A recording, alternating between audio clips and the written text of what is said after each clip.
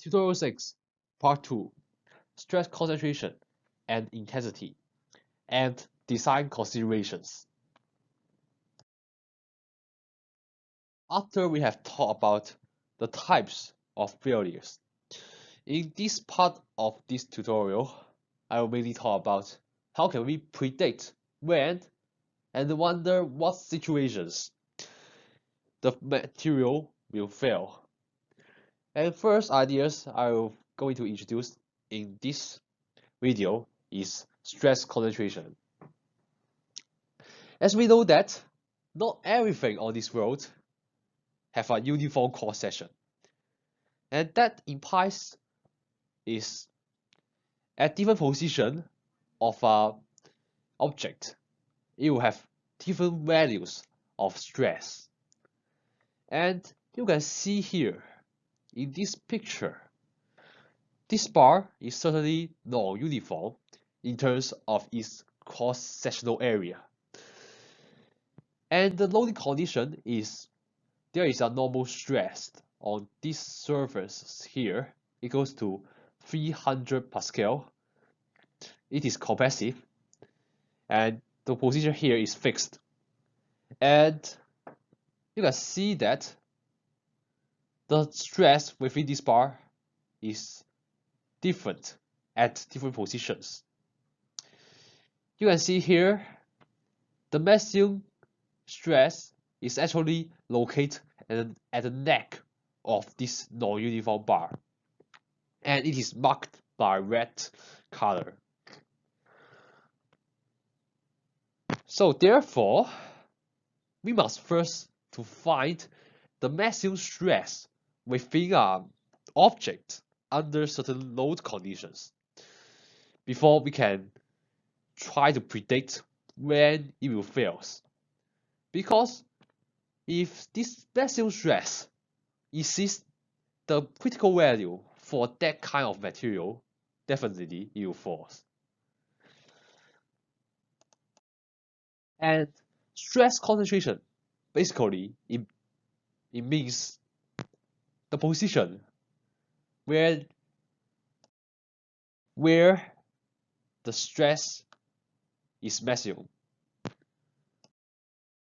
or there is a extrema of the stress values. So how do we note this stress concentration won't exceed the safety limit for that particular material? Actually, we have two methods. The first one is the finite element method, and the second one is the stress concentration factor. However, for the first one, it will not be taught in these courses. And if you want to know that, you can go to and take MECH2410, which is finite element method, which is, in my experience, it is a nice course. Basically, it is using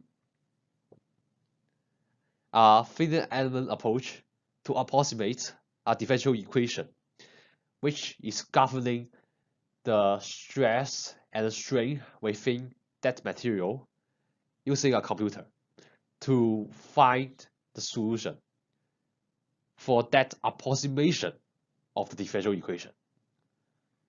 And as my description suggests that it is a advanced content, so therefore we are going to learn the second method only, which is the calculation of stress concentration factor based on engineering correlation data. So we will learn the second method in this course. The stress concentration factor for a bar containing elliptical crack can be calculated using formula here. Kt, which is the stress concentration factor, is equal to the maximum stress will be appeared in this bar over the applied stress the applied normal stress, sigma law, which is equal to 1 plus 2 times square root 8 over rho t. A is the half crack length, and rho t is the crack tip radius.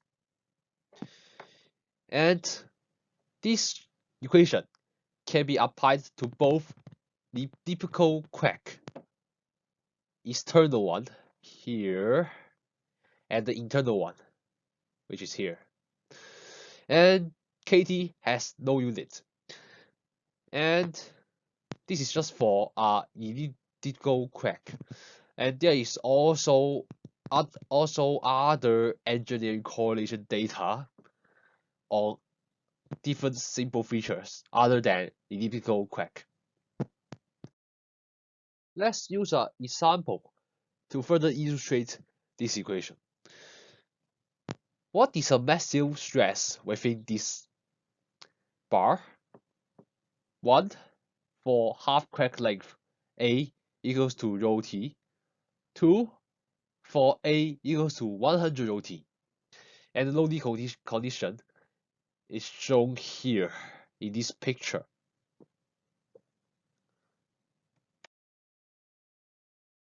As by the definition, KT is equal to the sigma maximum over the sigma log. Sigma maximum is the maximum stress within this bar, and sigma log is the applied normal stress, is equal to 1 plus 2 square root A over rho t. For case 1, KT is equal to 1 plus 2 times 1 over 1, or times square root 1, which is 3, because A is equal to rho t. And therefore, the maximum stress within this bar is equal to KT times the applied stress, which is 3 times the applied stress. For case 2, KT is equal to 1 plus 2, as A is equal to 100 rho t. Therefore, A over rho t is equal to 100, and square root 100 is equal to 10, and KT is equal to 31. Therefore, the maximum stress within this bar will be 21 times the applied normal stress, which is a sigma log. Stress intensity factor. Stress intensity factor, K, is not equal to stress concentration factor. It has a unit of Pascal times square root m, and it is applicable for materials already having small cracks within the materials. In real-life applications, nearly all materials already contain some crack, which is not visible to naked eyes. Therefore, we must consider stress intensity factor in the design of objects using these materials. Stress intensity factor is defined as Y times sigma times square root pi A. A has the same definition with the A within stress concentration factor, which is the half crack length. Sigma is the applied stress, and Y is a factor called geometric calibration factor, which depends on the geometry of the object. And actually, there is 3 kinds of critical values using the definition of K, which is K1C, K2C, K3C, which is also known as fracture toughness, or basically it is just the critical value for failures in 3 failure modes: tensile mode, slide mode, and the tear mode. And however, tensile mode is the most common failure mode. So therefore, we often use K1C as the critical value for a typical material in the design problem, which using that kind of materials. In real life design, we have several design considerations. After I have introduced these factors to you, the first factor we need to consider is the safety factor, which is often a factor having a value larger than 1. And apart from the safety factor, there is 2 more considerations. The first one, the maximum stress within the object using that particular material must not exceed yield stress for that particular material over the designated safety factor. Another consideration is K value, the calculated K value under such working loading must not exceed K1C for that material. K1C is the fracture toughness, the first mole fracture toughness for that material over the safety factor. Let's consider a uniform bar with yield stress equal to 200 megapascal, cross-sectional area equal to 60 cm square.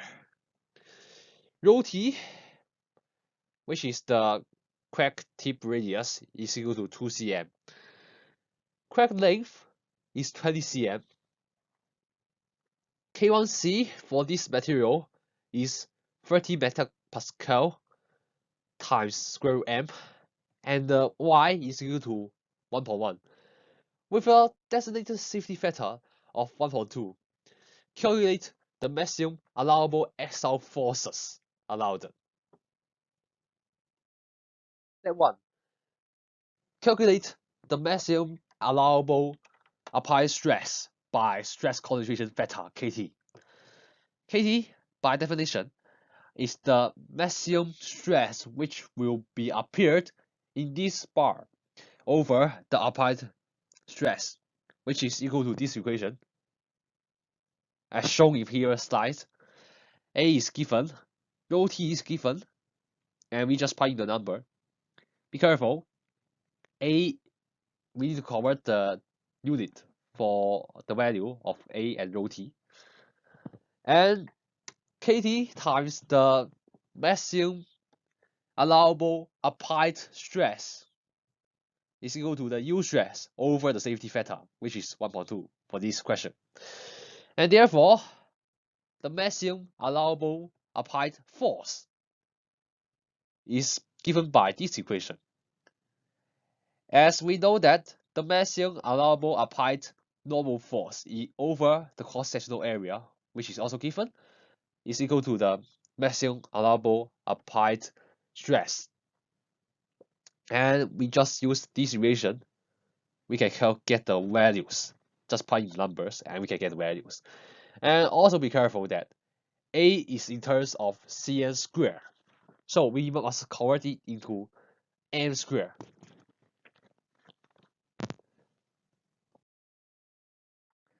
Step 2, calculate the maximum allowable applied stress using stress intensity factor K. K1C is equal to 1.2 times y times the maximum allowable applied stress times square root pi A. 1.2, don't forget to include it, which is the safety factor for this question. And we just arrange the term and we put in the values. And be careful about the units. And we get that the maximum allowable applied stress is 40.5 megapascal. When we have the stress, we can find the force, as we have already given the area. Therefore, we find that the maximum allowable force is equal to this value. As we get two distinct calculate maximum allowable forces, one is smaller and one is larger, we must always choose the smaller one as our final answer, as we are engineers and we must make sure that it is safe. We must use a smaller critical value. Another design example. Consider the following list of alloys. Take Y is equal to 1.1. For applied tensile stress of 700 megapascal, which of them can be chosen? And which of them is the best choice? The safety factor for this question is 1.2. And here is the list of the possible alloys. A, B, C, D. The first thing we can exclude is alloy B. It is because when we considering the safety factor, which is 1.2, times the applied stress, it has already exceeded the yield strength for alloy B. Therefore, we have already excluded one choices. Therefore, B cannot be chosen as alloy used in this design. Other alloy, A, C, D, their yield strengths first satisfy the requirement. However, when we consider the fracture toughness, which is K1C, for A, just plug in the value, 1.2 is the safety factor, Y is equal to 1.1, the applied stress is 700. A, the mean floor size for A is 1.5 cm, and we need to convert it into M, which is 0.015 meter, and we get that is equal to 200.5, and it just exceeds the critical value, the fracture toughness for A. Therefore, A cannot be chosen. However, for C and D, their fracture toughness is still didn't exist by their stress intensity factor. And therefore, C and D can be chosen. And because the cost of C is more than the cost of D, C is the best choice. For things can be chosen, it must satisfy the safety requirement first. But when we consider the best choice, we can consider their cost. That's the logic behind the answer of this question.